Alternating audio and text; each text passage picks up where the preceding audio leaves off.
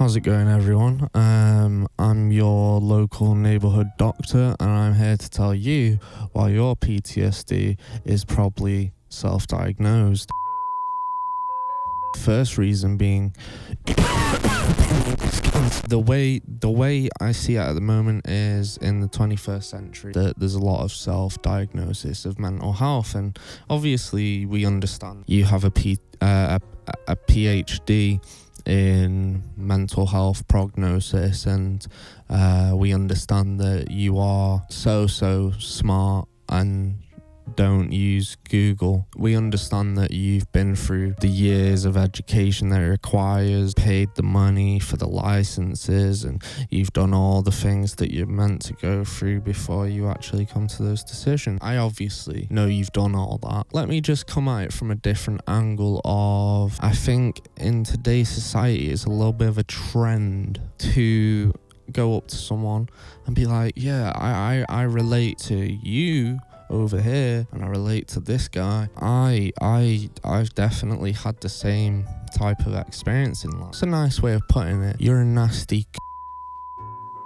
in your mouth. Some people over in this corner have been through some horrible things, and some people over here may have been through some horrible things. And there's a lot of people out there, I would say a good 20%, 30% of like people who come out and say they've got PTSD or some sort of mental health issue don't. Because they will proclaim to other people, I haven't been to a doctor, I don't need medication, I don't need these things. And I'm like, wait, so the first step that you don't need is the first step that you do need to get a diagnosis. So you've not been analysed, you've not been in a situation where they'll sit down with you, have a conversation, try and explore those emotions and feelings with you, because probably you're insecure, and you're probably insecure about many things, but one thing you're not insecure about is being a but I would definitely say that, you know, I believe the majority of people when they talk about mental health, but there's some people that you need to be aware of that haven't had the diagnosis. They haven't really been through any kind of steps to actually get a diagnosis or been through any kind of treatment. So when these people are giving you advice or saying they can relate, that can be really toxic. That can be super toxic actually, and that could actually make your mental health a lot worse and make your issues a lot worse. So next time you see someone proclaim that they haven't been to the doctors or don't take the medication or haven't even tried the treatment, then you need to understand that they are the types of people that you need to stick away from. If you really want to better yourself, you need to stick away from those infestations of people.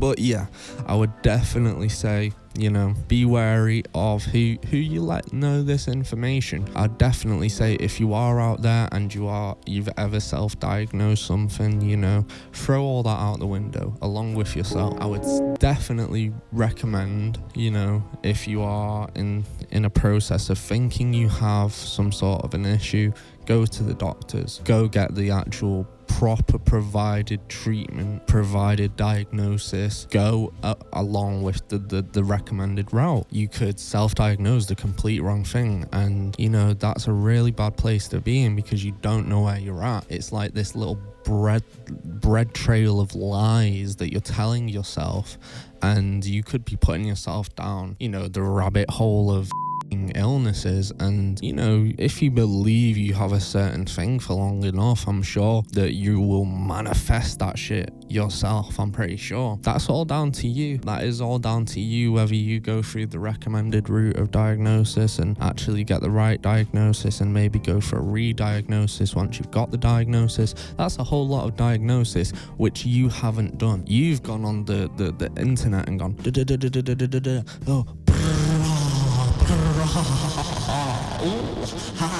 PTSD sounds like me. Depressioni, horoscope. a little bit of anxiety. Yeah, that's you, right? And I genuinely think if you're doing that, you're putting yourself at more risk. If you're telling other people that you've got an illness before you know you've got the illness, you're putting them at risk, right? And you're putting yourself at risk. And for some reason, my camera is frozen.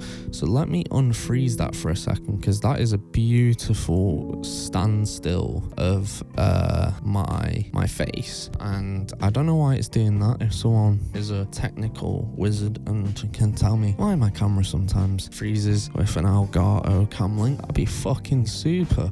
But anyway, let me just do what vegans do. That's a vegan cigarette, guys, and it's really just feel good for my health and good for me as a young teenager. Which, wait, am I a teenager? I'm not even a teenager anymore, so yeah. Basically, I just wanted to say in this video, stop self-diagnosing. It's pretty fucking simple, because, you know, at the end of the day, if you are doing that and then you complain about issues that you may not actually have, the boy who cried wolf, if you don't know that story, it's a boy that cried and then got eaten by a wolf. So unless you want to get eaten by a wolf whilst you're crying, there's nothing more depressing than that. Is like just chilling, crying in the Serbian snow, and a wolf comes out of the fucking trees, like, and you're done for. You are done for. And I would definitely say to everyone out there, my advice is go through the recommended route. And I guess it's called the recommended route because it's recommended generally, you know. Just because you did a GCSE in science doesn't mean you can diagnose yourself with issues, and doesn't mean you can self-diagnose medication. So boring. You know, if you want to get help, you'll go get the help that you need, but there's a lot of people out there that don't do this and won't do this, and you need to watch out for them, because they are fucking cancer. And I genuinely believe that you are better off not speaking to those kinds of people. And yeah, you probably should listen to my advice when it comes to that, because I'm like I got this vision. I got this vision that sees through all these basic bitches, and it's pretty sweet. I'll admit, it's pretty fucking sweet. But yeah, guys, like I say, I'm trying to upload more videos. My motto of the day is make money, not friends, because friends kind of are broke and money is pretty lit, right? So make money, not friends, and I will see you in the next video at some point. I'm yawning like crazy today, but